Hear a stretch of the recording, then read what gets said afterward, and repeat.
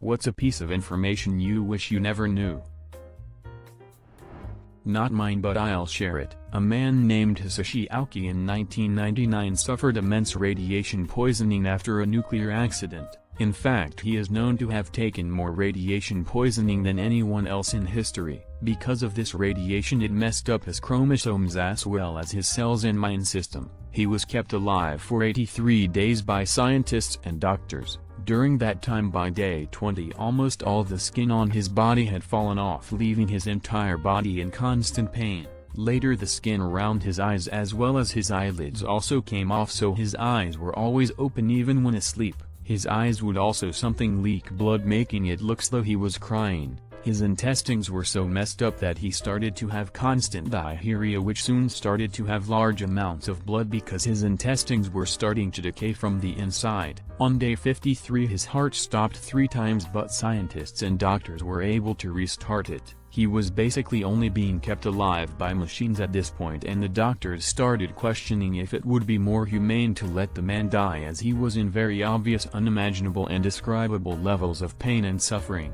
Some doctors even said that it was torture forcing him to live like this. Due to the radiation, almost all the muscles in his body had been destroyed. The only one that wasn't was his heart, which was still being kept alive from the various machines. The worst part of all of this is that Aoki was completely conscious throughout all of it, and while he couldn't talk due to tubes being in his throat to help him breathe, as the radiation also destroyed his lungs, he was in obvious pain every time someone touched him, or even while he was just laying on his bed. And while around the 2-month mark, it's unknown if he even felt pain, as he stopped reacting to being touched as well as stopped thriving in agony 24/7. His pupils still shrank when light was shown into them, suggesting brain activity. Hopefully he did stop feeling pain by then. If not, then that makes it even worse. His body around day 80 was quite obviously to anyone at this point unsalvageable, and mold was starting to develop on his skinless body. He was even described as a corpse with a beating heart, so they decided that trying to save him wasn't worth it and pulled his plug. When they did, they studied his body and found out that his organs had all started to decay when he was still alive.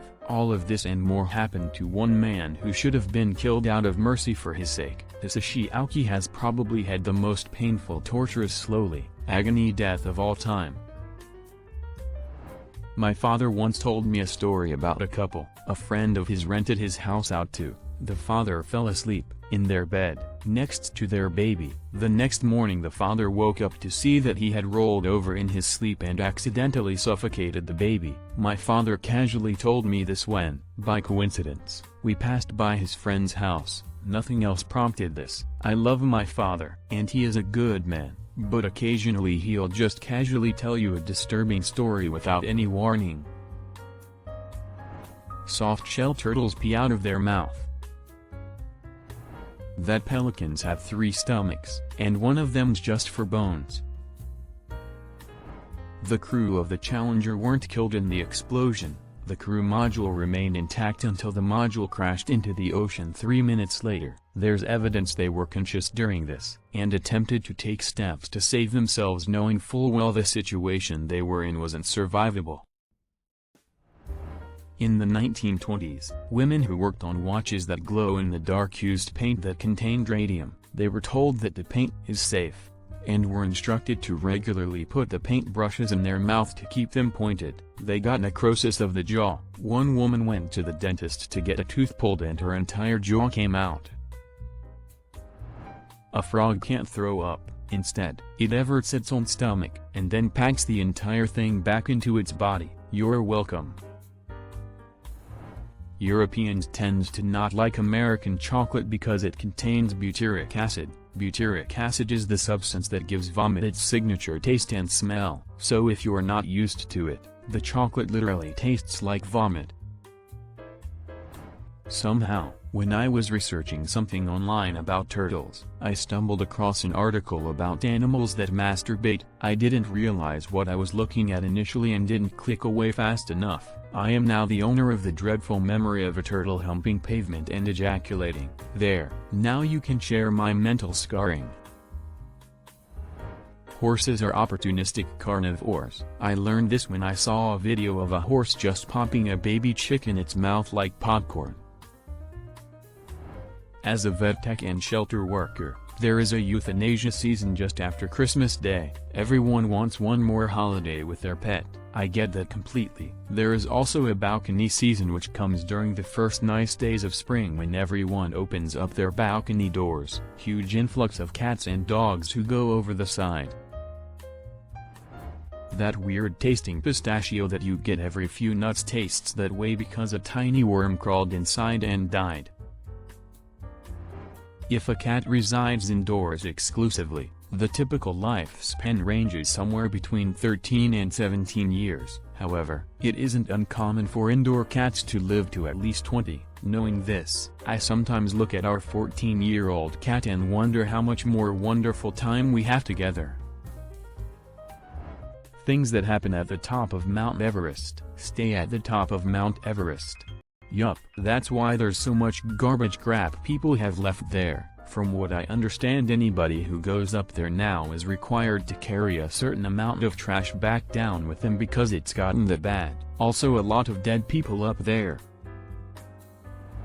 The funeral industry, in general, it's very predatory, and mostly unnecessary. It's a way to make big bucks by guilting people into feeling like they don't love their family if they don't buy all this ridiculous shit. Vaults for caskets have other purposes, but they are important so cemetery machinery can drive over graves without collapsing them. Caskets themselves are comfortable boxes for people who don't need comfort anymore. Embalming is to preserve for viewing, but doesn't make much sense otherwise. The flowers alone are crazy expensive. It's all a gross show to make us feel better about death and make it pretty.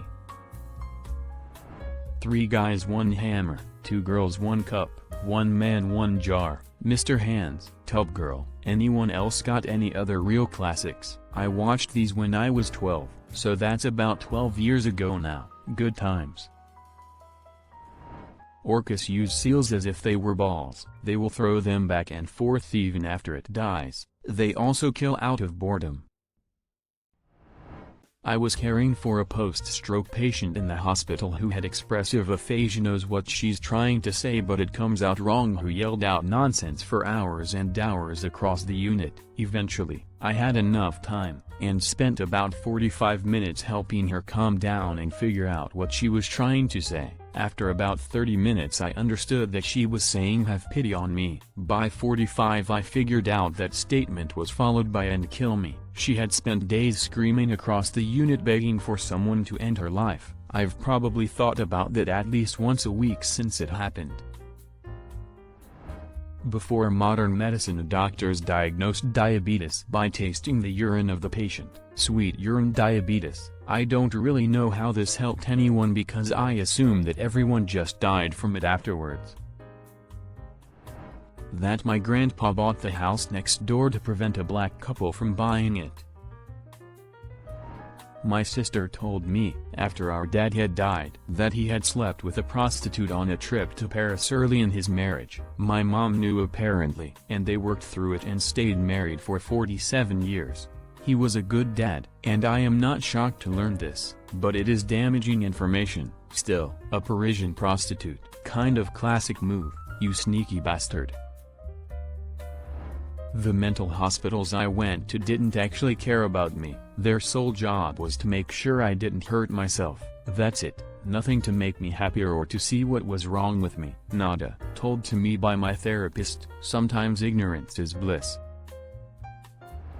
Eyebrow mites. We all have them. Living, breathing, microscopic mites that mate and lay eggs on our eyebrows inside the follicles. Scientists aren't exactly sure where they came from, but we have them. That there's a fish that swims up a man's urethra. Stuff of nightmares. And I am a woman.